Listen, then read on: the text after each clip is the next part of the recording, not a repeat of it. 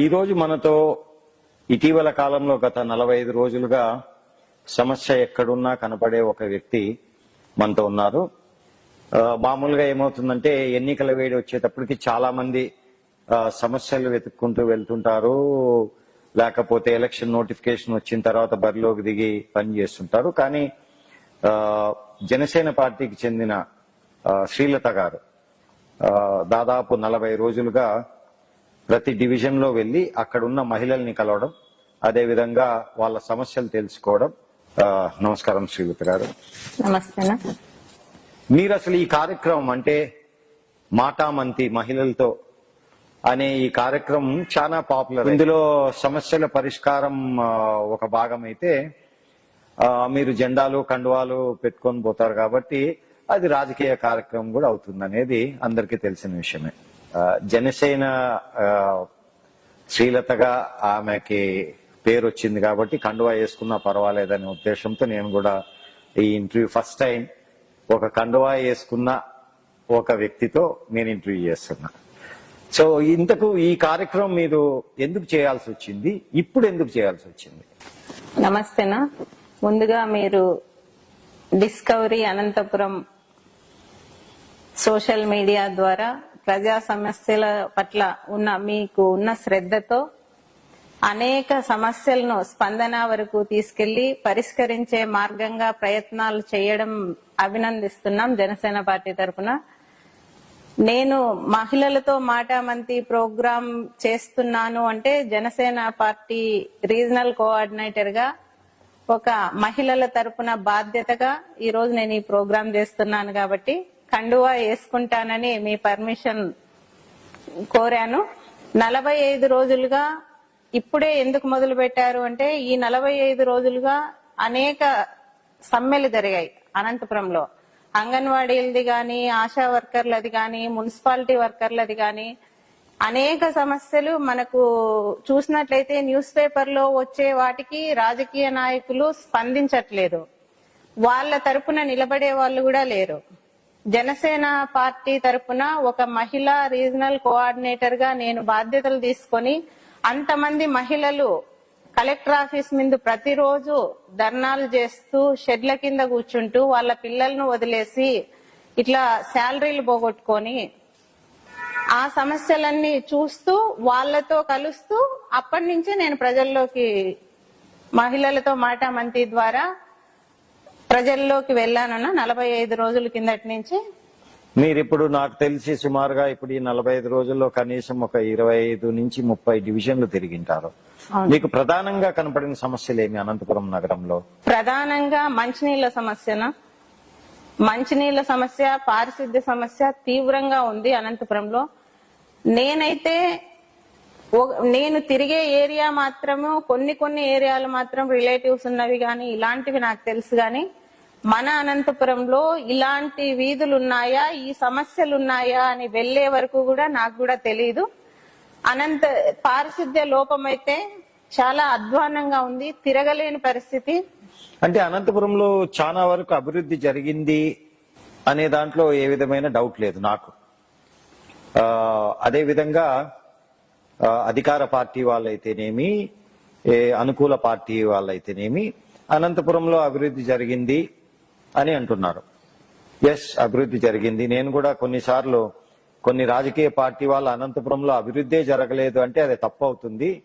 అభివృద్ధి జరిగింది, కానీ కావాల్సినంత జరిగిందా, జరగాల్సిన చోట జరిగిందా అనేది పెద్ద ప్రశ్న. సో ఈ అభివృద్ధి అంటే ఫర్ ఎగ్జాంపుల్ నా దగ్గర ఈ పేపర్ ఉంది. ఇది ఇంటింటికి వాళ్ళ కార్యక్రమంలో, ఒక రాజకీయ పార్టీ కార్యక్రమంలో అనంతపురంలో దాదాపు 1045 కోట్లతో అభివృద్ధి జరిగింది అనే ఒక బ్రోషర్. ఇది చూశారో లేదో నాకు తెలియదు కానీ ఇందులో అనంతపురంలో జరిగిన ప్రతి అభివృద్ధి కార్యక్రమం గురించి దాదాపు 1045 కోట్ల అభివృద్ధి జరిగింది అన్న ఒక ఇది. అనంతపురంలో ఎంత అభివృద్ధి జరిగింది అనేది దాదాపు 12 ఫోటోలు, 12 రంగులు, 12 పారాగ్రాఫుల్లో రాసినారు. దీని గురించి మీ స్పందన ఏంటి? ఇది చూసినా చూడకపోయినా గ్రౌండ్ లెవెల్లో చూసినప్పుడు అభివృద్ధి అనేది ఎక్కడా జరగలేదని అనంతపురంలో నివసించే ప్రజలకు అందరికీ తెలుసు. ఎక్కడో ఈ టవర్ క్లాక్ నుంచి బళ్ళారి బైపాస్ దాకా ఫ్లైఓవర్ వేసాను, అది అది అది ముఖ్యంగా చెప్పుకుంటారు వెంకటరామరెడ్డి గారు. అది ఇంకొకటి ఎన్టీఆర్ మార్గ్ గాని ఇలాంటివి 800 కోట్లు అంటారు, 1040 కోట్లు అంటారు. ఎక్కడ అభివృద్ధి జరిగింది? కనీసం సాఫీగా 1 కిలోమీటర్ దూరం కూడా నగరంలో ఒక వెహికల్ గాని బండి గాని తోలుకుంటూ పోయే పరిస్థితి లేదు. ఇప్పుడు మంచినీళ్లు మోటార్ కాలిపోయిందని 20 రోజులుగా మంచినీళ్లు అనంతపురం నగరానికి లేకుండా చేశారు. మేము ఇంటింటికి వెళ్ళినప్పుడు ప్రతి ఒక్కరికి ఇప్పుడు చిన్న చిన్న గుడిసెల్లో ఉంటారు, ఒక రూమ్ లో ఇంట్లో ఉంటారు. వాళ్ళు మనమైతే స్పెషల్ గా బోర్లు వేసుకుంటాము, అవి రానప్పుడు ఇవి యూజ్ చేసుకుంటాం. వాళ్ళకు బోర్ వాటర్ ఉండదు. ఆ వచ్చే నీళ్లనే 4 రోజులైనా 5 రోజులైనా ఇప్పుడు 10 రోజులైనా కూడా వాడుకునే పరిస్థితి వాళ్లకు ఉంది అక్కడ. ఇప్పుడు అభివృద్ధి అన్నది జరిగింటే ప్రజలు అన్ని ఇబ్బందులు పడరు కదా. ఎన్టీఆర్ మార్గ్ లో మనం చూసాం 5 అడుగుల మొక్కలు నాటాలి, దీనికి 10,000 రూపాయలు అవుతుంది మొక్కకు అని కూడా చెప్పారు. అయితే అక్కడ తీరా చూస్తే అడుగున్నరవి పెట్టేసి అవి కూడా సరైన సంరక్షణ లేకుండా ఎండిపోయి ఆవులు తినేసి ఇలా ప్రతి పని కూడా అవినీతి.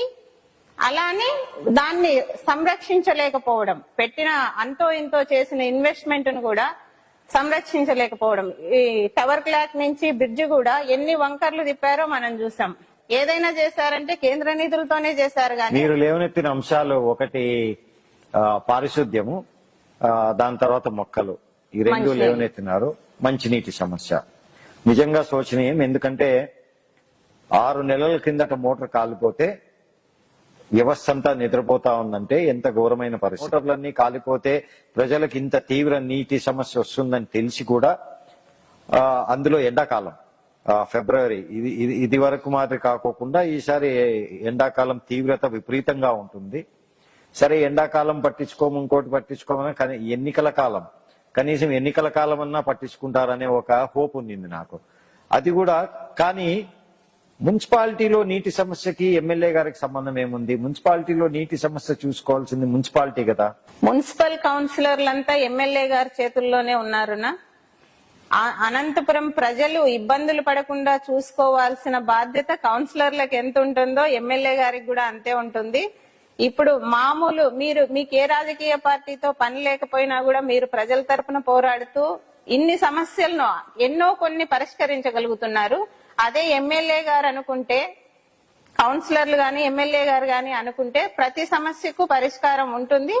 వాళ్లతో చెప్పి చేయించాల్సిన బాధ్యత కూడా ఒక ఎమ్మెల్యేగా ఆయనకు ఉందని కూడా మేము భావిస్తున్నాం. వెంకటరామరెడ్డి గారు లాస్ట్ ఎన్నికల్లో ఇచ్చిన వాగ్దానాలు మీకేమన్నా గుర్తున్నాయా? ఉన్నాయన ఏమి చెప్పండి.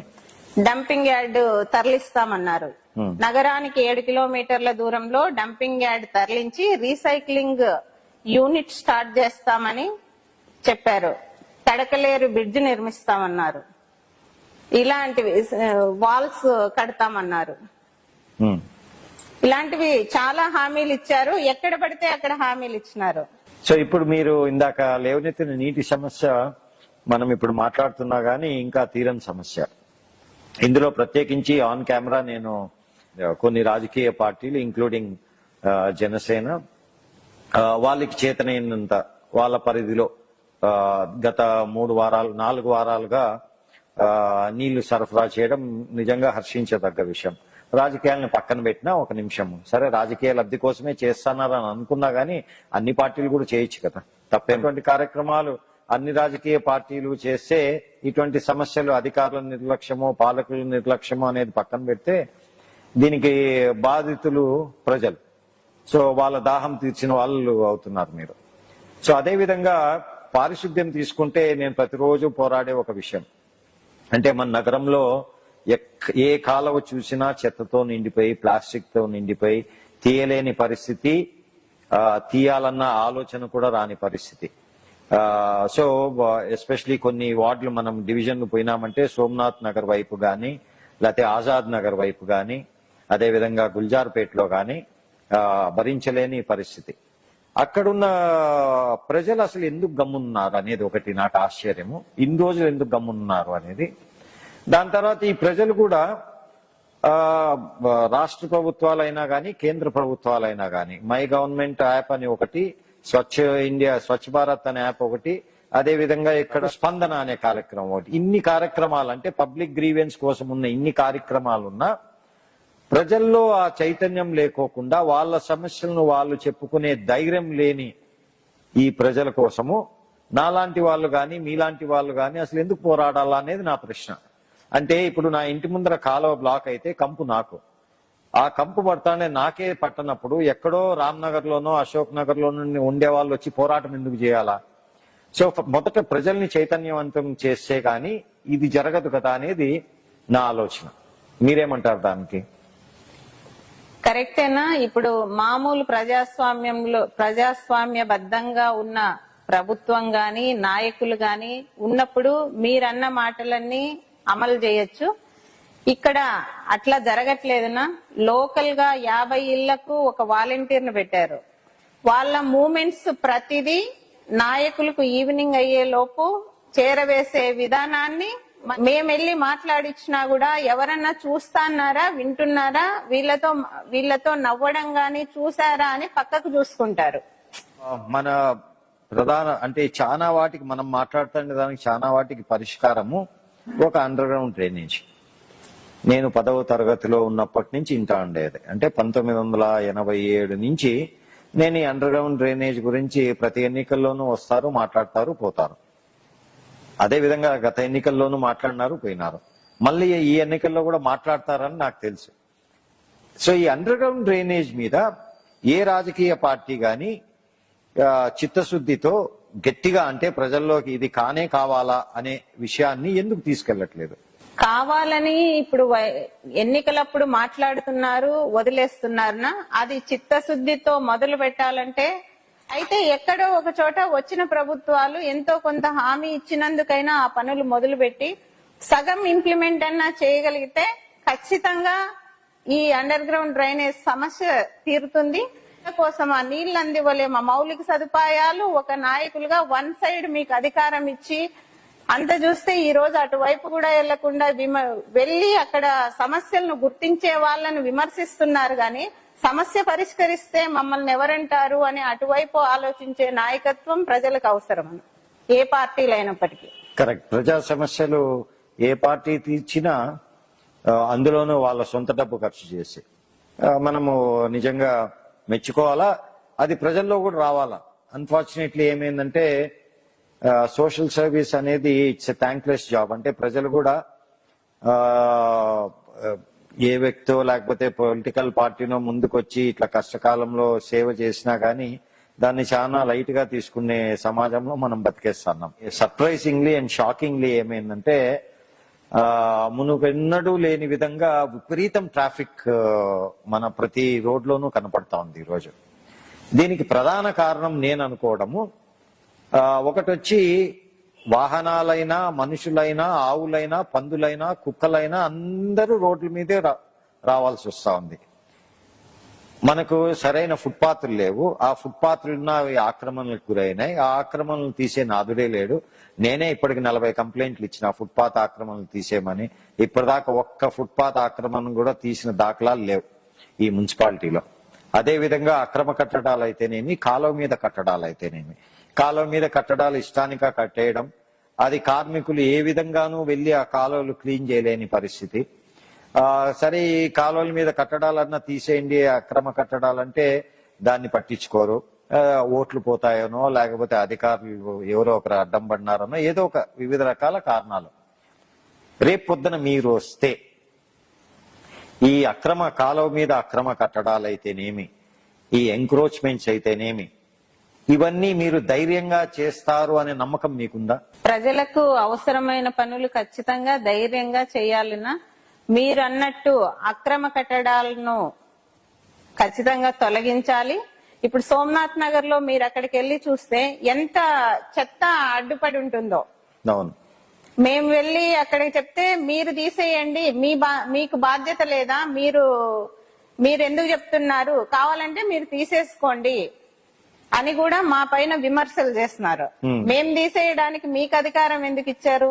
అట్లా మీరన్నట్టు ఖచ్చితంగా డేర్ గా అనంతపురం నగరాన్ని అభివృద్ధి చేయాల్సిన అవసరం ఉందిన్నా ఎవరు వచ్చినా కూడా ఇవన్నీ సేఫ్టీ వాల్స్ గాని అండర్ గ్రౌండ్ డ్రైనేజ్ గాని అక్రమ కట్టడాలు గాని నీటి సమస్య గాని డంపింగ్ యార్డ్ గాని ఇలాంటివన్నీ అత్యవసరంగా అనంతపురానికి అవసరమైన సమస్యలు. ఎన్ని కష్ట నష్టాలు ఎదురైనా ఎవరు వచ్చినా అర్జెంట్ గా చేయవలసిన పనులని కూడా నేను భావిస్తున్నాను. ఈ పారిశుద్ధ్యానికి ఇంత దరిద్రంగా ఉండడానికి ప్రధాన కారణం మనము కాలువల్లో అయినా కాలువ బయట అయినా చెత్త కుప్పల దగ్గర అయినా మనకు కనపడేది 90% ప్లాస్టిక్. ప్లాస్టిక్ నిషేధించాలి అని రాష్ట్ర కేంద్ర ప్రభుత్వాలు సుప్రీం కోర్టు చెప్పినా గానీ నాకు తెలిసినంత వరకు అస్సలు అమలు కాని నగరం అనంతపురం నగరం. అసలు మున్సిపాలిటీ ఈ ప్లాస్టిక్ బ్యాన్ ఎందుకు అమలు పరచలేదు అనేది అందరికీ తెలిసిన విషయమే. ఈ ప్లాస్టిక్ భూతం అనేది దాని వల్ల చాలా సమస్యలకి పరిష్కారం మనకు దొరుకుతుంది. కానీ ఏ రాజకీయ పార్టీ కూడా ఈ ప్లాస్టిక్ బ్యాన్ మీద పోరాటం చేసిన దాఖలాలు ఈ రోజు వరకు కూడా లేవు. జనసేన మీ పార్టీకి వేస్తున్న సూటి ప్రశ్న, నేను అనంతపురం నగరం వరకు మీరు అసలు ప్లాస్టిక్ నిర్మూలన పైన ఏ విధమైన పోరాటం గాని, ఏ విధమైన ప్రశ్నలు గాని, ఏ విధమైన పిటిషన్లు గాని ఏమి కూడా ఎందుకు చేయలేదు? మీరు చెప్పింది నిజమేనా? అనంతపురం నగరంలో ప్లాస్టిక్ సమస్య గురించి జనసేన పార్టీ తరఫున మా పార్టీ నాయకులు గాని మేము గాని ఎప్పుడు మాట్లాడలేదు.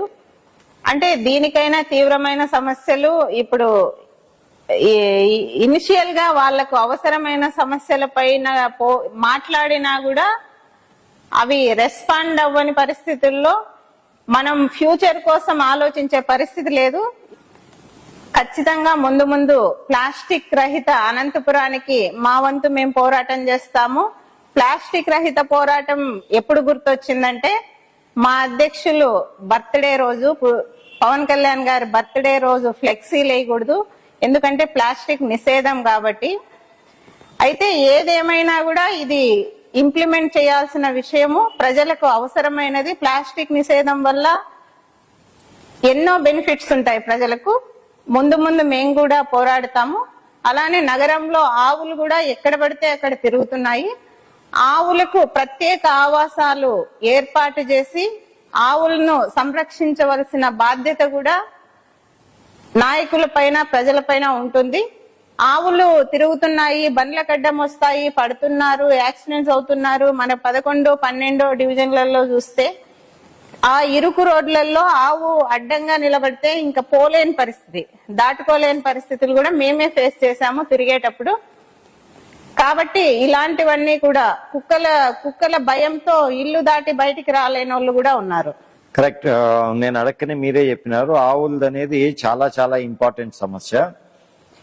ఇంపార్టెంట్ సమస్యే కాదు, మనము మున్సిపాలిటీ యాక్ట్ చదివినామంటే దాంట్లో క్లియర్ గా చట్టం ఏం చెప్తుందంటే ఒక మున్సిపాలిటీ చేయాల్సిన పనులు అని కొన్ని లిస్ట్ చేసి ఉంటుంది. దాంట్లో ఆవుల్ని సంరక్షించే బాధ్యత మున్సిపాలిటీ మీద ఉంటుంది. సో నగరంలో తిరిగే ప్రతి ఆవుని కాపాడే బాధ్యత మున్సిపాలిటీ మీద ఉంది. కానీ మన కర్మో ఏమో తెలియదు కానీ గోమాత అంటే ఏమాత్రం మర్యాద లేని ఒక పురపాలక సంస్థ ఇది. పక్కన మున్సిపాలిటీలు, కడప లాంటి మున్సిపాలిటీలో మున్సిపాలిటీ వాళ్ళే గోశాలలు పెట్టినారు. మున్సిపాలిటీ చేయవలసిన పని, ప్రజలు పన్నులు కట్టేది అటువంటి పనులు చేసేదానికి. సో అదే విధంగా ఇప్పుడు మీరు ఇన్ని రోజులు తిరిగారు, చాలా సమస్యల గురించి తెలుసుకున్నారు. మీ ప్రకారం అనంతపురంలో 2024లో ఏ ప్రభుత్వం వచ్చినా, అనంతపురంలో ఏ పార్టీ అతను ఎమ్మెల్యే అయినా మొదట చేయవలసిన పనులు ఏమని మీ ప్రకారం ఈ నగరంలో? మీరొస్తే ఏం చేస్తారు, ఎవరొచ్చినా ఏం చేయాలా? నేనొచ్చినా ఎవరొచ్చినా కూడా అనంతపురంలో ప్రజలకు అవసరమైనవైతే మంచినీళ్లు, పారిశుద్ధ్య వ్యవస్థ బాగుపరచడము, మనం అనుకున్నట్టు డంపింగ్ యార్డ్వి, ఆవుల ఆవాసాలు ఏర్పాటు చేయడము, అలానే చుట్టుపక్కల కొంచెం లొకాలిటీలో మహిళలకు మహిళా సాధికారత కింద చిన్న చిన్న కుటీర పరిశ్రమలు ఏర్పాటు చేసి వాళ్లకు చేతనైనంత పరిశ్రమలు ఏర్పాటు చేసుకొని రోజు పనులు కల్పించేలాగా ప్రభుత్వం చర్య తీసుకోవాలని కూడా నేను తెలియజేస్తున్నా. ఇప్పుడు మనం అనంతపురం నగరం గురించి మాట్లాడుతున్నాం కాబట్టి అనంతపురం మున్సిపాలిటీకి మీరు మార్కులు ఇవ్వాలంటే 1 నుంచి 10, 10 అంటే చాలా బాగుందని, 1 అంటే దరిద్రంగా ఉందని, ఎన్ని మార్కులు ఇస్తారు? నేను 0 ఇస్తాను. 0 ఇవ్వడం అన్యాయం. ఎందుకంటే ఎక్కడ కావాల్సినంత చేసిండకపోవచ్చు కానీ అంత ఇంత చేసింటారు కదా. ఏం జరగలేదునా, వాళ్ళే కొట్టుకునే పరిస్థితి ఈ రోజు. మున్సిపల్ కమిటీలో ఈ రోజు వాళ్ళు మీటింగులు పెట్టుకొని కౌన్సిల్లో కొట్టుకునే పరిస్థితులు ఉన్నాయి. మీరు ఎక్కువ అవినీతి చేశారంటే మీరు ఎక్కువ అవినీతి చేశారని గాని, ప్రజల సమస్యల మీద గాని, అభివృద్ధి గాని ఈ ప్రభుత్వంలో లేదని నేను 100% భావిస్తున్నా. అందుకే ఎంతో కొంత చేసినట్టయితే ఇంతకు ముందులాగా ఉండేదేమో. ఇప్పుడు ఆ పరిస్థితి లేదు, ఎవరు రెస్పాండ్ అవ్వట్లేదని కూడా ప్రజలు చెప్తున్నారు. అంటే అందుకే కదా ఇప్పుడు ఒక ఐఏఎస్ ఆఫీసర్ తెచ్చినారు ఇప్పుడు కమిషనర్ గా. ఇప్పుడు ఈ నెలలో ఏం మార్చగలరునా? ఐఏఎస్ ఆఫీసర్ అయినా వీళ్ళైనా ఏం మార్చగలరు ఇప్పుడు?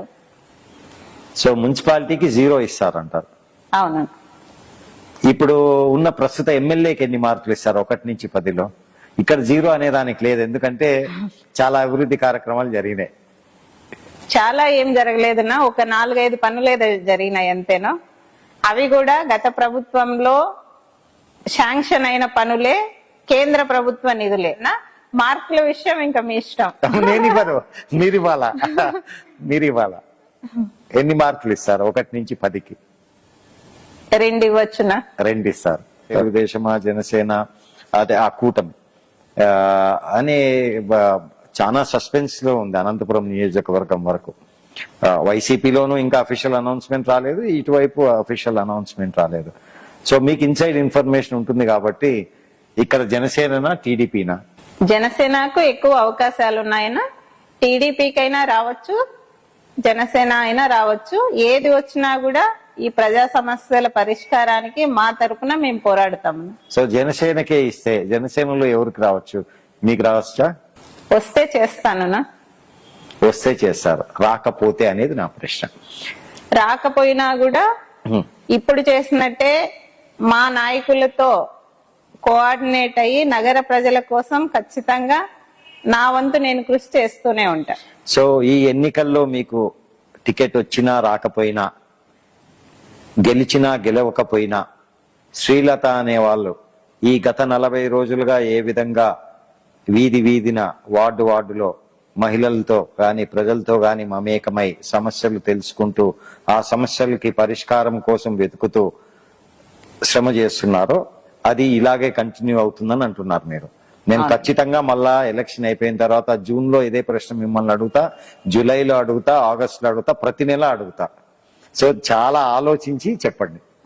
సో మీకు టికెట్ వచ్చినా రాకపోయినా, మీరు గెలిచినా గెలవకపోయినా, పెండ్యాల శ్రీలత గారు ప్రజాక్షేత్రంలో ఉండి ప్రజల సమస్యల్ని తెలుసుకొని ప్రజల సమస్య పోరాటానికై కృషి చేస్తారు. అవునా కాదా? అవునన్నా, ఖచ్చితంగా చేస్తా. నేను సిద్ధమయ్యే ఈ జనసేన పార్టీలోకి వచ్చాను. ఆ రోజు నుంచి ఈ రోజు వరకు నేను చాలా తక్కువ రోజులు నావి ప్రోగ్రామ్స్ లేని డేస్ ఇప్పుడు నాకు ఇచ్చి ఈ 28th కు 2 years జనసేన పార్టీ తరఫున రీజనల్ మహిళా కోఆర్డినేటర్ గా నన్ను నియమించి ఫిబ్రవరి 28th కు 2 years నుంచి మా సోషల్ మీడియా చూడండి. నావి ఇంట్లో కూర్చున్న డేస్ చాలా తక్కువ ఉంటాయి. ఏదో ఒక ప్రోగ్రామ్ లో ఇన్వాల్వ్ అవుతూ ప్రజా సమస్యల మీద పోరాడుతూ వస్తున్నాను. ముందు కూడా అలానే ఉంటాను. ప్రజలకి సేవలోనే ఉండాలనే నేను రాజకీయ పార్టీకి వచ్చాను. చివరిగా 2 ప్రశ్నలు. ఒకటి, మీకు పవన్ కళ్యాణ్ నచ్చని విషయం ఏమిటి? నచ్చని విషయం నచ్చే మా పవన్ కళ్యాణ్ గారు నచ్చే పార్టీలోకి జాయిన్ అవుతాం కదా. నచ్చని విషయం ఒకటి, ఎన్నో వందల విషయాలు నచ్చిండొచ్చు, నచ్చనిది ఏదైనా ఉందా పవన్ కళ్యాణ్ గురించి? ఏం లేదునా. జగన్ లో నచ్చిన విషయం? నచ్చిన విషయం అన్న, జగన్ లో నచ్చిన విషయం ఏం లేదునా. రెండు లేవు. చాలా చాలా థ్యాంక్స్ మా. ఇండీడ్ ఆన్ కెమెరా చెప్పాలా, ఈ రోజు మేము 2-3 వేరే కార్యక్రమాలు పెట్టుకుంటాం కాబట్టి శ్రీలత గారిని ఇక్కడికి రమ్మని కోరుకుంటే పాపం ఇమీడియట్ గా రావడం, మీ బిజీ స్కెడ్యూల్లో వచ్చి అంటే ఇక్కడికి వచ్చేదాకా కెమెరా ఆన్ అయ్యేదాకా అసలు ఏం మాట్లాడతామనేది ఆయనకి తెలియదు, నాకు తెలియదు. So this was a very candid interview. వీలైనంత ఆనెస్ట్ గా జవాబు ఇచ్చారని నా ఫీలింగ్. ఎందుకంటే ఎక్కడ కానీ ఎక్కువ ఆలోచించలేదు కాబట్టి.